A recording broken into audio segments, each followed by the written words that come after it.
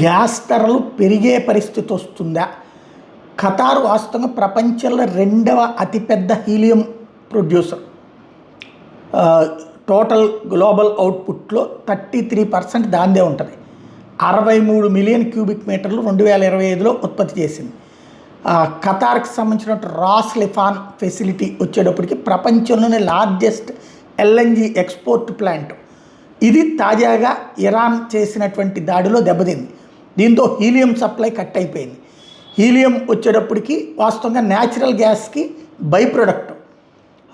ఇది ఇప్పుడు అంటే 5.2 మిలియన్ క్యూబిక్ మీటర్ల హీలియం నెలకి ఉత్పత్తి చేసేది కాస్త ఇప్పుడు ఆగిపోయింది.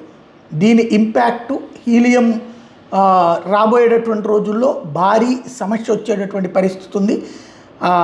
60 నుంచి 90 రోజుల పాటు ఆలస్యపు సప్లై అయ్యే పరిస్థితి ఉంది.